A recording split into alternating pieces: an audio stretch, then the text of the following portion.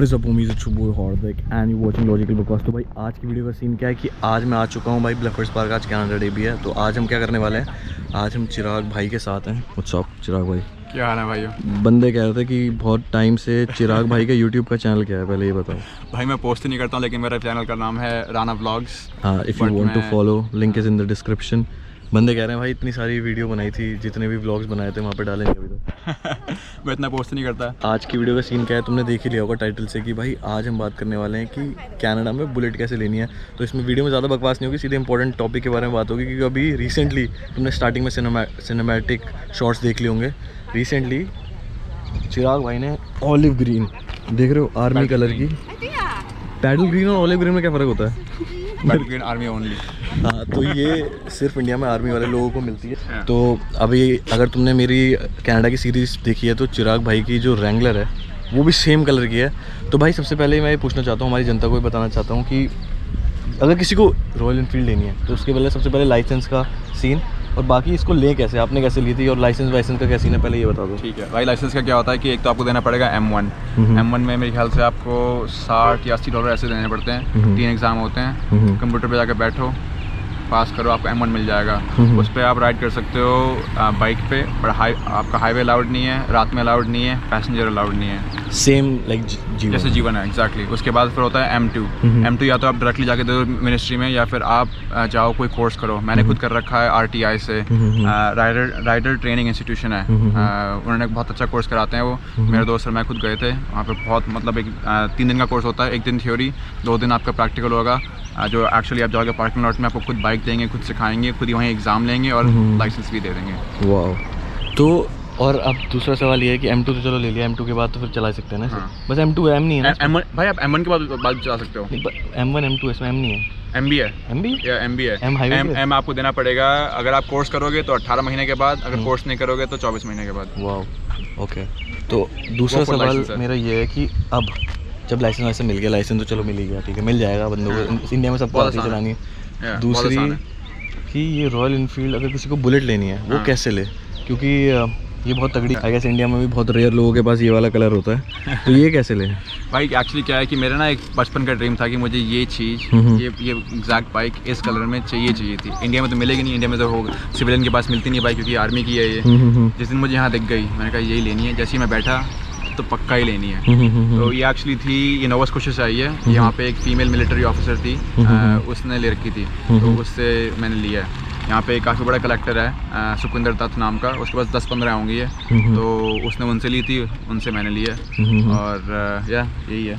तो एक और सवाल मुझे पूछना है कि जैसे कनाडा में ये बनती नहीं है ना, कहीं भी नहीं बनती, पहले बनती थी। 2020 के बाद क्लासिक 500 का जो पूरा मॉडल है, चाहे बुलेट हो चाहे क्लासिक 500 हो, 2020 के बाद नहीं बनते हैं। अब उन्होंने नया लॉन्च करा है, इस सारी लॉन्च करा है क्लासिक 350। उसमें उन्होंने कुछ चेंजेस करे हैं, मतलब लुक ऑलमोस्ट सिमिलर है, एग्जैक्ट नहीं है। और उसमें उसकी आवाज़ काफ़ी डल हो चुकी है। उसमें उन्होंने 2-3 चीज़ें और इम्प्रूव करी हैं कि वाइब्रेशन बहुत होती है बाइक में हाई स्पीड पे, तो उसमें वाइब्रेशन कम करी है। और उसका जो इंजन है 350 सीसी का, जो इंश्योरेंस में बेनिफिट देगा, बट हाई स्पीड पे चला जाता है आराम से, तो ये बहुत अच्छा बेनिफिट है। और दूसरी चीज़ ये कि मतलब अगर किसी को ये लेनी हो, ऐसी कारें, मतलब सॉरी कार कह रहा हूँ मैं, कार क्यों कह रहा हूँ, ऐसी बाइकें लेनी हो तो कार क्या होगी ना तो ऐसी बाइक लेनी हो तो कितने तक की पड़ेगी? और वैसे तो अभी आपने कुछ मेरे को बताया था कि ये अब नहीं मिल रही है यहाँ ना पे। ये नहीं मिलती है ना, आपको ये कहीं मिलेगी ना, आपको ये कहीं आप खरीद सकते हो। अगर आपको मिलेगी तो आपको सेकंड हैंड मिलेगी किसी से, या फिर आप कोई बड़ा कलेक्टर को, जैसे सुखविंदर जी हैं, उनके पास पड़ी हैं ये, उनको बनाते भी हैं, यहाँ पे बनाने को शुरू भी करेंगे ये एग्जैक्ट से मॉडल्स, तो उनके पास मिल जाएंगे ये। तो अब क्यों नहीं मिलती हैं ये बाइक्स? भाई 2020 के बाद एक्चुअली रेगुलेशन सब चेंज हुए हैं यूरोप में, तो उन्होंने वो प्रोडक्शन बंद कर दिया उस चीज़ की। और दूसरा क्या है कि एमिशंस की वजह से, नॉइज़ की वजह से और कार्बन न्यूट्रलिटी की वजह से, वो सब चीज़ों के देख के कंपनी ने एक बहुत अच्छा फॉरवर्ड स्टेप उठाया है कि हम इस मॉडल को अब नहीं बनाएंगे, और जो इसका 350 क्लासिक का मॉडल है हम उसको कंटिन्यू करेंगे। तो जैसे अगर किसी को इंडिया से मंगानी हो फिर बुलेट हो, हाँ, तो अब इंडिया का रेगुलेशन क्या है कि अगर आपको इंपोर्ट करनी है, आपको बस सपोज करो आपके पास इंडिया में रखी है ये बाइक और आपको यहाँ पे लेके आनी है, उसका रेगुलेशन अब चेंज हो गया है। उन्होंने क्या कर दिया है कि बाइक कम से कम 15 साल पुरानी होनी चाहिए। और ये आएगी बस विंटेज क्लासिफिकेशन में आती है। उसके अलावा आप अगर कोई नई उठाओगे वहाँ से तो आप इंपोर्ट नहीं कर सकते।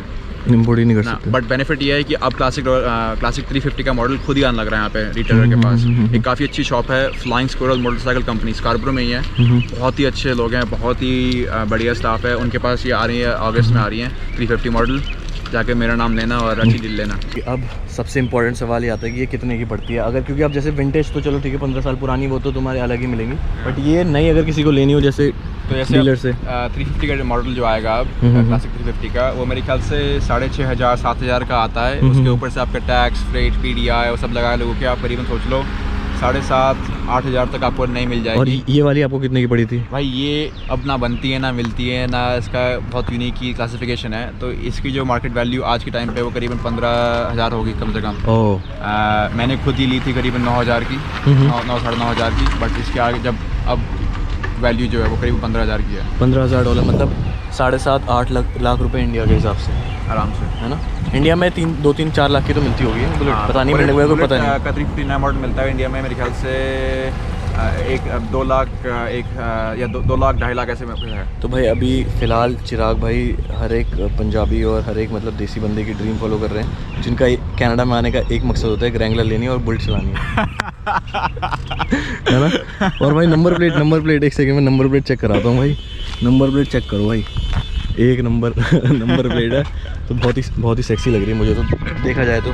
और ये हाईवे में कैसे दौड़ती है, क्योंकि कहते हैं ना, मैं एक्चुअली क्या है कि लोग को अगर चलानी ढंग से नहीं आती है तो इसमें बहुत ज़्यादा आपको होता है, स्पीड वॉबल बोलते हैं उसको। स्पीड वॉबल आ जाता है, बट अगर आपका ग्रिप अच्छी है, कंट्रोल अच्छा है बाइक का, तो मैं इसमें चला लेता हूँ आराम से 110-120 पे चला लेता हूँ। 120 पे भाग जाती है, बहुत तगड़ी।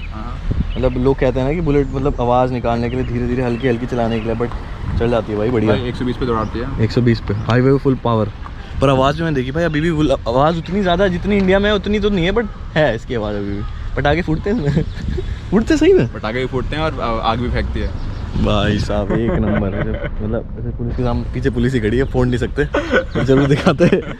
तो यही था। और कुछ इंपॉर्टेंट चीज़ें कुछ शेयर करनी है इसके बारे में? इंपॉर्टेंट चीज़ तो यार ये है कि मेरा जो इसका ड्रीम था लेने का, वो ये था कि ये दुनिया के सबसे ओल्डेस्ट प्रोडक्शन मॉडल है। ये 90 साल से भी पुराना मॉडल जो जब तक चल रहा था 2020 तक, तब तक 90 साल से भी ज़्यादा लंबा चला है ये पहले इंट्रोड्यूस हुए थे वर्ल्ड वॉर 2 के बाद 1931 में। और उस टाइम पे आपके जो हमारे जो एलाई के ट्रूप्स हैं, एलाइज ट्रूप्स जो हैं, वो इन बाइकों को लेके, उसका नाम होता था उस टाइम पे फ्लाइंग फ्ली, कभी ऑनलाइन देखना, मेरे को नहीं पता। फ्लाइंग फ्ली नाम का होते थे, और वो उस बाइक से पैराशूट लगा के और जंग में कूदते थे इस बाइक से।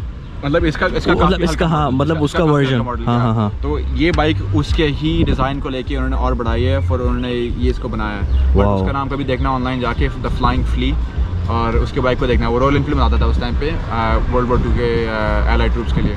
वाह। D-Day पे भी उन्होंने वो बाइक यूज़ करी है रॉयल एनफील्ड की, ड्रॉप डाउन करने के लिए और लड़ने के लिए। नहीं, बट बहुत ही सही सीन है। तो और इसका इंश्योरेंस कितना है यहाँ पे?